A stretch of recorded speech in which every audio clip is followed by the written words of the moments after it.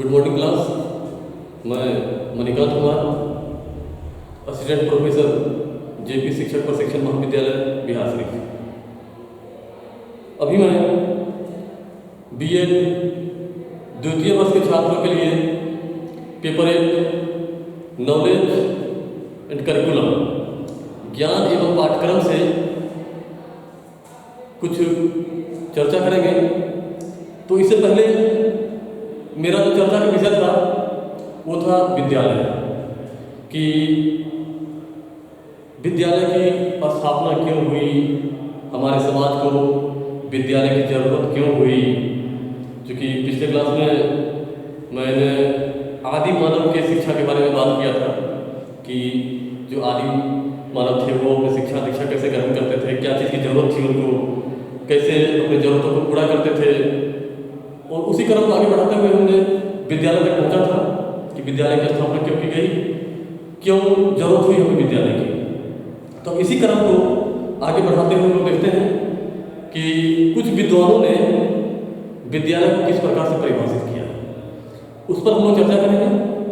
तो सबसे पहले जे.एस. रॉस महोदय ने विद्यालय के बारे में क्या कहा देखिए। विद्यालय वे संस्थाएं हैं जिनका सभ्य मानव ने इस दृष्टि से स्थापित किया कि समाज में सुव्यवस्थित तथा योग्य सदस्यता के लिए बालकों की तैयारी में सहायता मिले। मतलब विद्यालय की स्थापना उन्हें कहने का मतलब एक सभ्य समाज के लोगों ने किया, एक सभ्य लोगों ने किया है। और सब लोगों ने इसलिए किया है कि हमारे समाज को विद्यालय के माध्यम से एक सभ्य बालक मिले और वो सभ्य बालक हमारे समाज को और सभ्य बनाए। कहने का सेंस वही था उनका। उसके बाद जॉन डीवी महोदय ने ये कहा है कि विद्यालय एक ऐसा विशिष्ट वातावरण है, एक ऐसा विशिष्ट वातावरण, स्पेशल वातावरण, इन्वायरमेंट, स्पेशल इन्वायरमेंट, जहाँ जीवन के कुछ गुणों और कुछ विशेष प्रकार की क्रियाओं तथा व्यवसायों की शिक्षा इस उद्देश्य से दी जाती है कि बालकों का विकास वांछित दिशा में हो। मतलब उसका विकास जो है सही दिशा में हो। बालक को ऐसे भी विकास करते जाते हैं, चाहे वो जहाँ पे वो रहेंगे, जिस क्षेत्र में रहेंगे, जिस वातावरण में रहेंगे, उनका डेवलपमेंट उसी तरह से होता जाता है। जैसे आप एग्जाम्पल के लिए समझिए कि अगर बालक चोरों की मंडली के साथ रहता है, चोर के साथ रहता है, चोरी करता है, उसके साथ अगर आपका बालक रहता है, हमारे बच्चे रहते हैं, तो उनकी प्रवृत्ति हो जाती है चोरी करने की और उसी क्रम में उनका विकास शुरू हो जाता है। तो सबसे बड़ा एग्जाम्पल यही है। तो कहने का मतलब एक ऐसा वातावरण हो जहाँ पे विद्यालय, मतलब एक विद्यालय ही एक ऐसा वातावरण है जहाँ पे बालक में एक क्या होता है सभ्यता आती है, उनका विकास जो है वांछित दिशा में हो, सही दिशा में हो। उसके बाद एस बालकृष्ण जोशी, इनका कहना है तो किसी भी राष्ट्र की प्रगति का निर्णय वहाँ का विधानसभा, राज्यसभा, लोकसभा, न्यायालय और फैक्ट्रियों में नहीं बल्कि विद्यालयों में होता है। मतलब प्रगति का निर्णय कि हमारा देश कितना प्रगति कर रहा है या प्रगति होगा कैसे होगा, तो इसका निर्णय हम विधानसभा में बैठ कर नहीं कर सकते हैं। इसका निर्णय हम लोग हाई कोर्ट, सुप्रीम कोर्ट में नहीं कर सकते हैं। किसी फैक्ट्री में बैठ के इसका निर्णय नहीं हो सकता है। इसका निर्णय हो सकता है तो विद्यालय में ही हो सकता है। विद्यालय में ही इसका निर्णय हो सकता है कि हम अपने राष्ट्र को कितनी प्रगति के मार्ग पर ले जा रहे हैं। तो एस बालकृष्णन ने क्या कहा, फिर समझिए कि किसी भी राष्ट्र की प्रगति का निर्णय वहाँ का विधानसभा, लोकसभा, न्यायालय या फैक्ट्रियों में नहीं बल्कि विद्यालयों में होता है। तो ये थे कुछ मुख्य विद्वान जिन्होंने विद्यालय को परिभाषित किया। अब आगे हम देखते हैं कि विद्यालय का क्या महत्व है हमारे समाज में, हमारे बालकों के लिए, हमारे लिए, हमारे अभिभावक के लिए। तो इसका महत्व ये है सबसे पहले कि विशिष्ट वातावरण की व्यवस्था। विद्यालय में क्या होता है कि वातावरण की व्यवस्था होती है, एक अच्छे वातावरण की व्यवस्था होती है। और सबसे अलग हटके जो वातावरण होता है, तो हमारे समाज की जो कुरीतियाँ हैं उससे अलग एक स्वच्छ वातावरण, साफ सुथरा वातावरण विद्यालय की होती है। यही सबसे बड़ा महत्व है। उसके बाद घर से शिक्षा का श्रेष्ठ स्थान विद्यालय है। फिर से देखिए, घर से शिक्षा का श्रेष्ठ स्थान विद्यालय। कहने का मतलब, चाहे घर कितना भी अच्छा क्यों ना हो, घर चाहे कितना भी अच्छा क्यों ना हो, लेकिन विद्यालय का स्थान नहीं ले सकता है। आपके पढ़ाई का जो माहौल विद्यालय में होता है, वो आपके घर में कभी नहीं हो सकता है। सपोज कीजिए कि आपके घर में एयर कंडीशन लगा हुआ है, एसी लगा हुआ है, और आपके स्कूल में एसी नहीं है। फिर भी आप चाहेंगे कि कुछ विद्यालय से कुछ ज़्यादा चीज़ हम घर में सीख लें, तो वो संभव नहीं है। आपका जो श्रेष्ठ स्थान है, कंपेरिजन अगर करेंगे घर और विद्यालय में, चाहे घर किसी का भी हो, अगर कंपेरिजन करते हैं, तुलना करते हैं, तो पढ़ाई का, एक सब इंसान बनने का स्थान जो विद्यालय में है, वो घर में कदापि नहीं हो सकता है, कभी नहीं हो सकता है। अब अगला माहौल देखिए क्या है कि बहुमुखी सांस्कृतिक चेतना का विकास। मतलब कि अब यहाँ पे क्या बहुमुखी का मतलब, एक होता मतलब बहुमुखी मतलब सब तरह से, सब हर चीज से परिपूर्ण, हर दिशा में परिपूर्ण। तो बहुमुखी सांस्कृतिक चेतना का विकास की मतलब कि वहाँ क्या होता है कि हर एक क्षेत्र के, हर एक संस्कृति के बच्चे आपके विद्यालय में होते हैं, और हम लोग एक दूसरे से सीखते हैं। हर संस्कृति के बच्चे से हम लोग का विचारों का आदान प्रदान होता है। इससे क्या होता है, बहुमुखी सांस्कृतिक चेतना का विकास हमारे अंदर होता है। उसके बाद व्यक्तित्व की सामंजस्यपूर्ण विकास, व्यक्तित्व पर्सनालिटी का सामंजस्यपूर्ण विकास होता है। एक कोऑर्डिनेशन होता है, एक दूसरे सामंजस्य करने की बात सीखते हैं। उसके बाद घर वो विश्व को जोड़ने वाली एक कड़ी है। घर के साथ हमारे वर्ल्ड को जोड़ने वाली एक कड़ी जो है विद्यालय ही है। कैसे है? क्योंकि घर मेरा सीमित है, घर का क्षेत्र जो होता है सीमित होता है, और विद्यालय का क्षेत्र बहुत सीमित होता है। देश में क्या हो रहा है, विश्व में क्या हो रहा है, हमारे राज्य में क्या हो रहा है, और हमारे समाज के अलावा किसी दूसरे समाज की बात अगर करें तो वहां पर क्या हो रहा है। तो ये सब जोड़ने का काम जो है वो विद्यालय ही करता है। एक मीडिएटर का काम करता है, एक माध्यम बनता है विद्यालय। एक माध्यम बन के मुझे घर से विश्व के बीच में सेतु का काम करता है। हमको अपने विद्यालय से ही अमेरिका तक जोड़ा जाता है, इंग्लैंड तक जोड़ा जाता है, रूस तक जोड़ा जाता है, मतलब विश्व किसी कोना से जोड़ दिया जाता है मुझे। तो इसमें बहुत बड़ा योगदान किसका होता है? तो स्कूल का, आपके स्कूल का। अगर आप अमेरिका के बारे में कुछ जान रहे हैं, अगर आप इंग्लैंड के बारे में कुछ जान रहे हैं, रूस के बारे में कुछ जान रहे हैं, तो आपको जोड़ने का काम कौन किया? विद्यालय किया।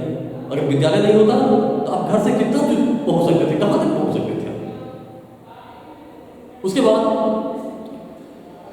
शिक्षित नागरिकों का निर्माण करना। विद्यालय ही ऐसा प्लेस है, एक जगह है जहां पर आदमी को शिक्षित बनाया जाता है, शिक्षित आदमियों का निर्माण किया जाता है। जब विद्यालय में बच्चे जाना शुरू करते हैं, बिल्कुल अंगूठा छाप होते हैं, इलिटरेट होते हैं, तो वहां पर क्या होता है, उसको शिक्षित बनाया जाता है। अगला है समाज का निरंतर विकास, लगातार विकास कर रहा है समाज विद्यालय के माध्यम से। अगर ऐसा है कि अगर 1919 में विद्यालय था, 1920 से बंद हो जाए, 1921 से बंद हो जाए, फिर 1922 में खोला जाए, 1922 में खोला जाए, तो समाज का निरंतर विकास नहीं हो सकता है, वो करेक्ट हो जाएगी बीच में। तो इसका ये महत्व है कि समाज का निरंतर विकास करने में भी विद्यालय का बहुत बड़ा योगदान है। अब हम लोग देखते हैं इस महत्व के अलावा विद्यालय के कुछ कार्य हैं, फंक्शंस ऑफ स्कूल। इसे काम क्या क्या है उसके बारे में देखते हैं कि विद्यालय के कौन कौन से काम हैं। तो पहले है मानसिक शक्तियों का विकास।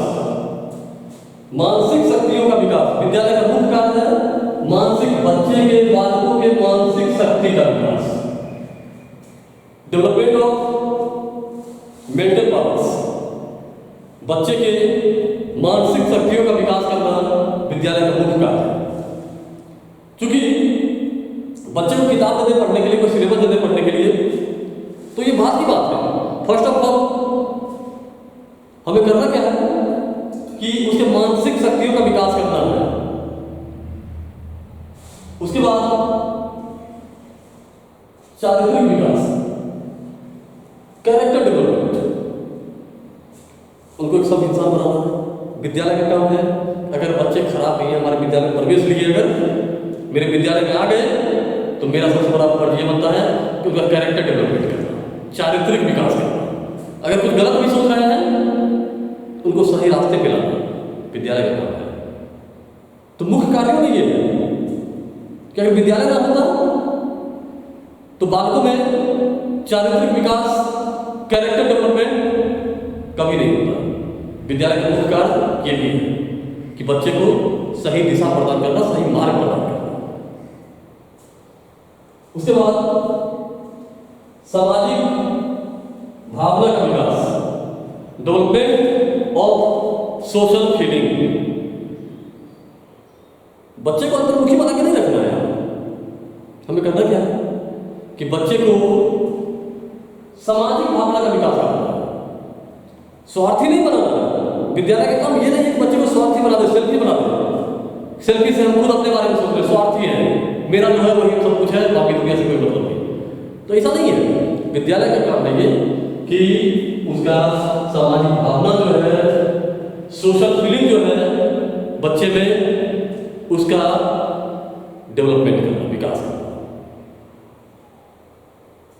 उसके बाद हम बात करें, अगला है नागरिकता के गुणों का विकास,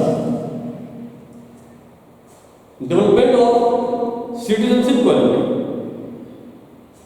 अब नागरिकता का गुण कैसे है, उसे क्वालिटी कैसे है? हम भारत के नागरिक हैं, and citizenship of India, Bharat के नागरिक हैं, मेरा कुछ कर्तव्य है, हम भारतीय हैं। अब मेरा क्या कर्तव्य होता है? बच्चे तो खुद से जानेंगे नहीं कि एक भारतीय नागरिक का क्या फर्ज बनता है, क्या कर्तव्य है, क्या ड्यूटी है उसका। तो उसका डेवलपमेंट करना विद्यालय में करना है। नागरिकता का गुण क्या क्या होना चाहिए, कौन कौन सा अधिकार है उसके पास, अगर अधिकार लेंगे तो उसके बदले मुझे क्या त्याग करना है। ऐसा तो नहीं कि सब अधिकार भी मिले हमको और उसके बदले में मेरा कुछ ना लगे, ऐसा तो नहीं होता है। अगर हम भारत के नागरिक हैं तो मेरा भी देश के प्रति कुछ फर्ज बनता है, कुछ कर्तव्य बनता है, तभी हम उस अधिकार को ले सकते हैं। तो उस अधिकार से मुझे वंचित करते हैं सर। तो इसका डेवलपमेंट, इसकी जानकारी कि हम भारत के नागरिक हैं, मेरा क्या अधिकार है और मेरा क्या फर्ज है, इसका विकास करना, ये सोचने का विकास करना विद्यालय का मुख्य कार्य है। उसके बाद अगला है शारीरिक विकास, फिजिकल डेवलपमेंट। और सारा कुछ डेवलपमेंट होने के बाद, क्योंकि हम पहले अच्छी तरह जान चुके हैं कि विद्यालय में छात्रों का सर्वांगीण विकास होता है, और सर्वांगीण विकास का मतलब सारा विकास, सब विकास होता है, चाहे वो फिजिकल डेवलपमेंट हो, कैरेक्टर डेवलपमेंट हो, मेंटल डेवलपमेंट हो, सारा डेवलपमेंट को ही हम लोग बोलेंगे सर्वांगीण विकास। और ये सारा विकास में कहाँ मिलेगा? विद्यालय में ही मिलेगा। तो यहाँ पर क्या है, और शारीरिक विकास की बात करें तो ऐसा नहीं, अरस्तु ने कहा है कि स्वस्थ शरीर में स्वस्थ मस्तिष्क का विकास होता है।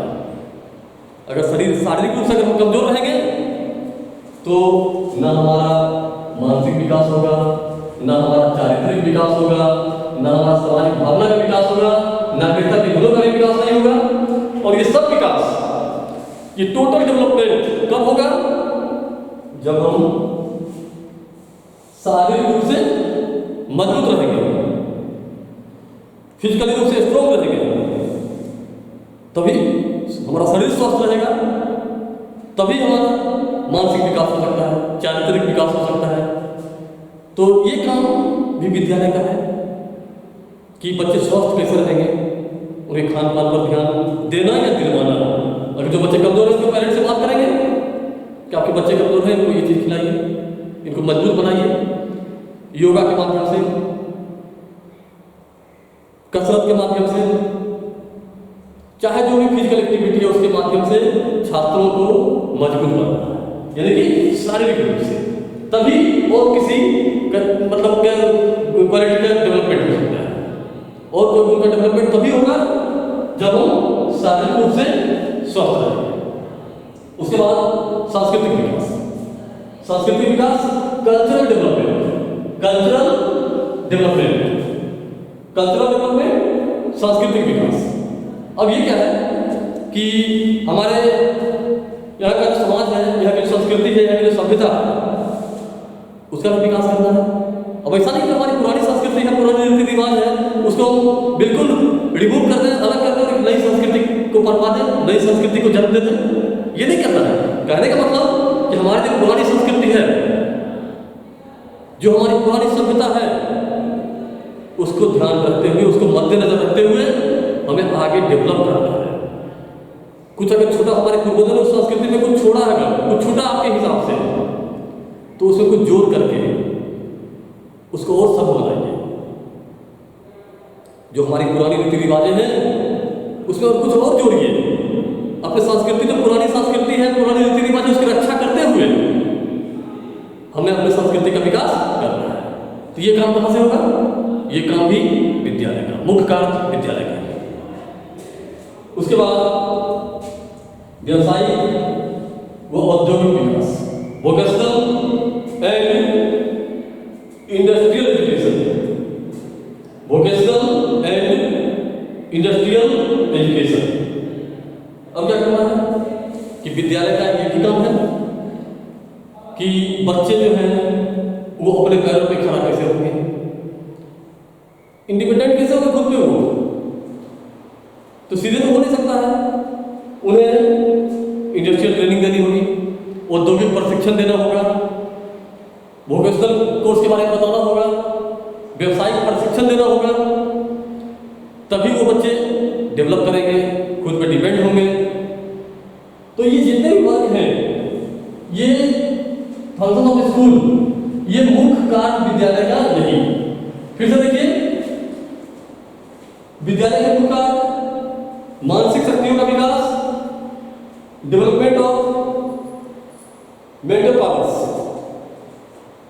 चारित्रिक विकास, कैरेक्टर डेवलपमेंट, ठीक है, सामाजिक भावना का विकास, डेवलपमेंट ऑफ सोशल फीलिंग, जिसकी चर्चा मैं कर चुका हूं। अब है नागरिकता के गुणों का विकास, उसके बाद शारीरिक विकास, फिजिकल डेवलपमेंट, सांस्कृतिक विकास, कल्चरल डेवलपमेंट, व्यवसायिक व औद्योगिक विकास, वोकेशनल एंड इंडस्ट्रियल डेवलपमेंट। ठीक है, अब इसके बाद हम लोग इसी क्रम को आगे बढ़ाते हुए अगले क्लास में देखते हैं। ओके, धन्यवाद।